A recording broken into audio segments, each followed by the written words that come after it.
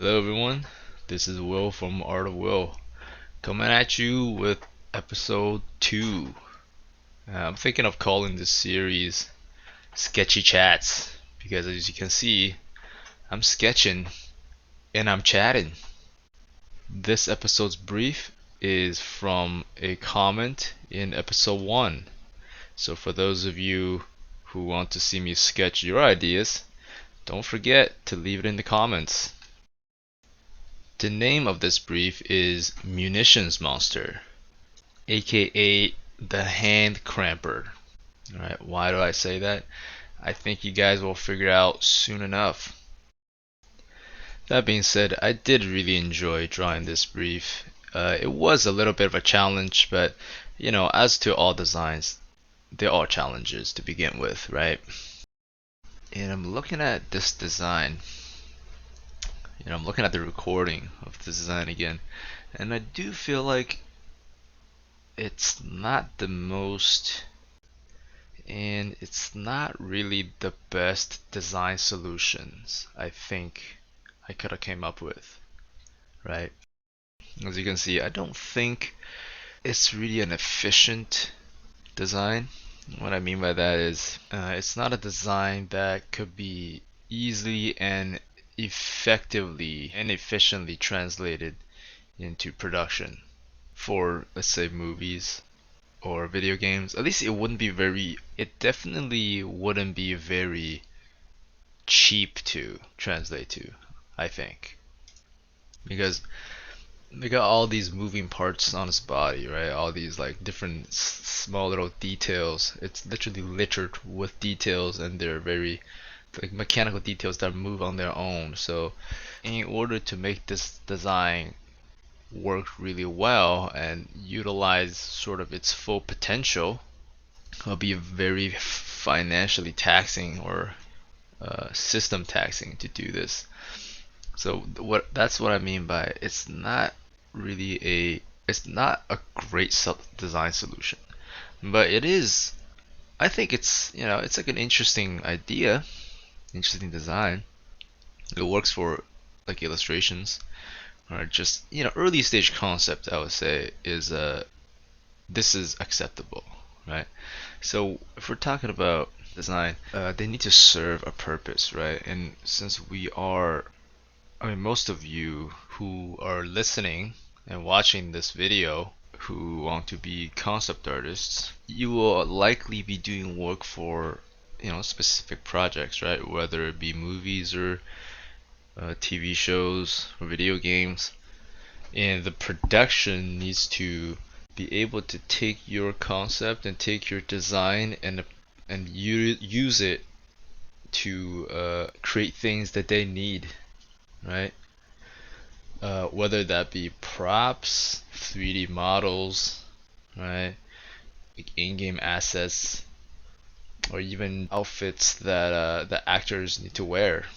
So as you can see, this specific design may have a lot of issues when it comes to the producibility of it, right? And that's what I mean when I say it's not the greatest design solution when it comes to uh, a prompt such as this.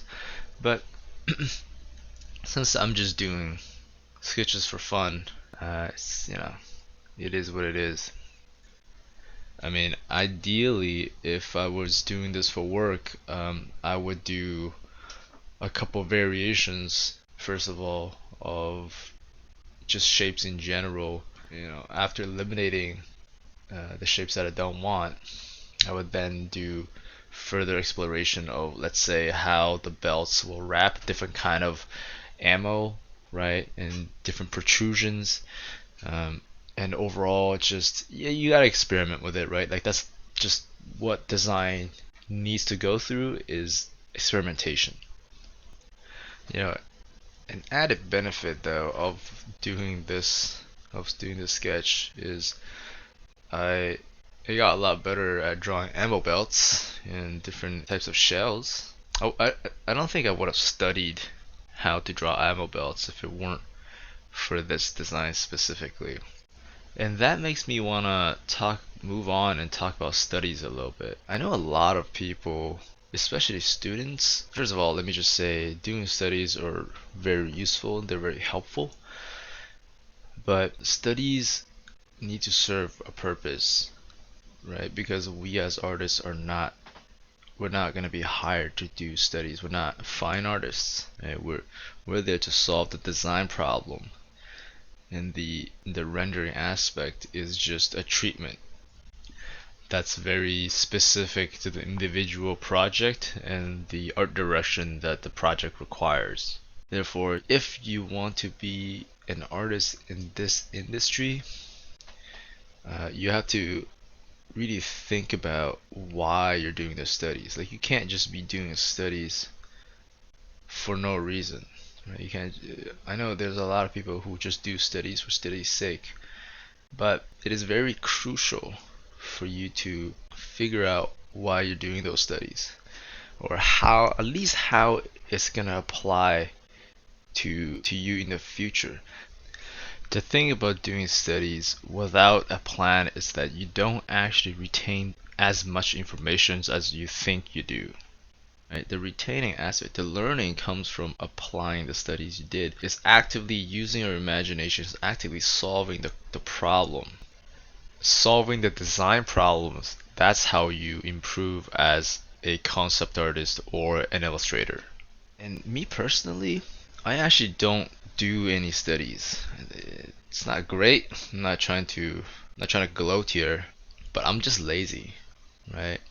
I like efficiency. So what that means is, let's say if I run into something I don't know how to paint or how to draw, instead of doing a study, I would just go find reference images that will help me be more informed about what I don't know how to do, and just break down and analyze those based off of the references I found and directly try to apply into the piece that I'm working on. So for example, this munition monster, right?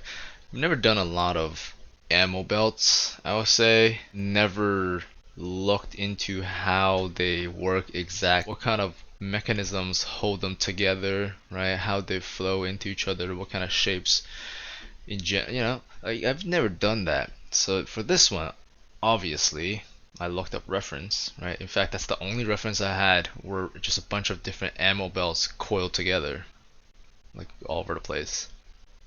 And through that, it's it's forced me to analyze how these things work, right? And how I can apply them directly into this specific design. So moving forward, now I know. Now I'm more comfortable using ammo belts as a design aesthetic, right? Or a choice of detail in my future designs. I wouldn't have to go back in and look for all this ref and trying to figure it out over again because I've already did it here, right? So this is almost like half a study and half a design exercise. As you guys are doing studies, is that it needs to serve a purpose, whether it's immediately or in the future. Ideally, uh, immediately, because that's how you solidify information you're trying to study here. I think oftentimes that is one of the biggest differences between a working professional compared to students who are still trying to get in and find their footing in the industry. Oftentimes, students they care too much about the studies, right? Like I see a lot of student portfolios that are they just have like digital studies of still life, and some of them are like really well done. But you gotta remember, you're not applying to be a painter. You're not applying to be a digital fine artist or whatever. The pros almost never care about the studies because that's not the point of it, right? Therefore, you would never see any studies in a professional artist portfolio. Like you wouldn't see any. You shouldn't see any because imagine being an art director trying to find an artist that suits the project, and you're looking through their pages and you see still life. Like, what does that tell you? That doesn't tell you anything about their design abilities, doesn't tell you anything about how well they know entertainment, right? Like, can they generate fun ideas? It doesn't say any of that. In fact, it's the opposite. It just shows that you can't come up with anything else. So, in fact, you have to do still life to try to show that you can paint, which means nothing. It means very little, at least. It doesn't mean that painting is not useful, or it's not important, but it doesn't solve any of their problems. So for those of you out there, especially the students who still have still life in their portfolio, I would strongly suggest taking those out. I think it's better to not have them in your portfolio than to try to fill space, because I get it, right? You don't have too many pieces that you're proud of. And the studies you did, maybe did a bang up job, you captured all the textures, you did a great job doing the hue variations or whatever. But it doesn't help at all. It just makes you look more like a student and less like an actual working artist.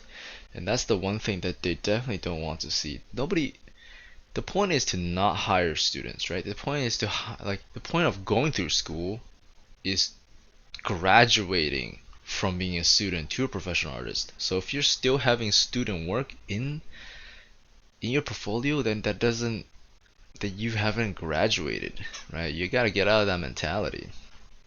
The working industry is not the same as student life. Always fill your portfolios with pieces that represent good ideas rather than just good technical abilities.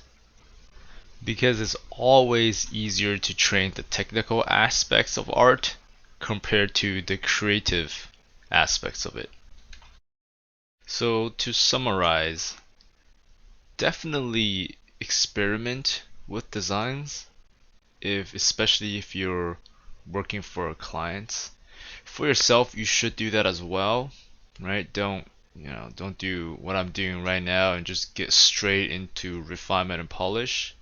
And second of all, use every design opportunity to also learn something, right? About something useful that you could utilize in the future.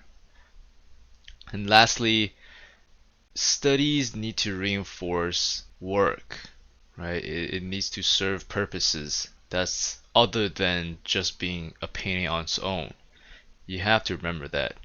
Do not showcase any studies to clients because they do not care. They want to see what you can do to create interesting and fun entertainment designs, not still lives, material paintings, or landscapes and such. Lastly, all these tips are generalized and geared towards students.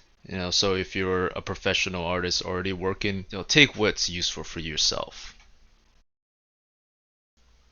I hope this episode's been a little more organized and easy to follow compared to the last one.